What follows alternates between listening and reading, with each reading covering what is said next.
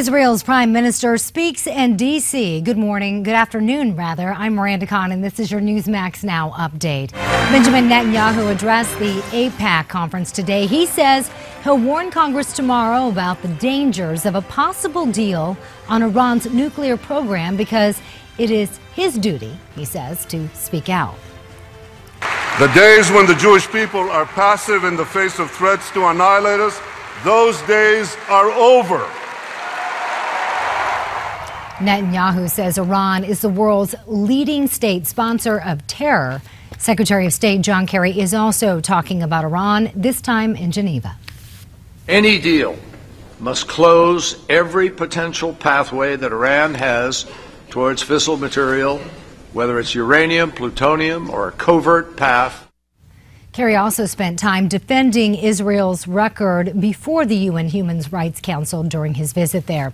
ISIS has now apparently released 19 Christians taken hostage late last month in Syria.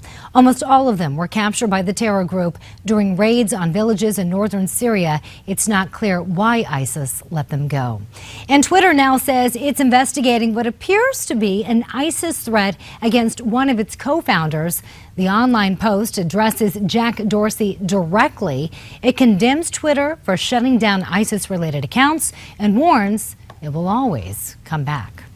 Meanwhile, Iraq goes on the attack against ISIS just north of Baghdad. The Iraqi prime minister announced a new campaign against ISIS forces in several towns. Tikrit, the hometown of Saddam Hussein, is among them. It fell under ISIS last summer. Sunni and Shia militias are backing thousands of Iraqi troops.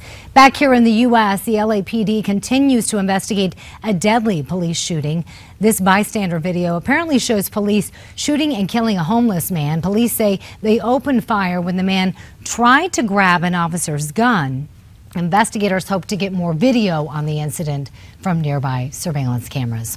The senator, who has served longer than any other woman in the history of Congress, is ready to step down.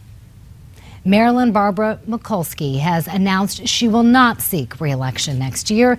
The 78-year-old was first elected to the House back in 1976.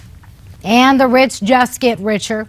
At least that's the case for Bill Gates. Forbes says the Microsoft co-founder's net worth rose last year to just under $80 billion, making him the richest man in the world yet again. Gates topped the list last year, too. Warren Buffett moved up this year, and he ranks third now. That was your very latest Newsmax Now update. More coming your way in about 30 minutes.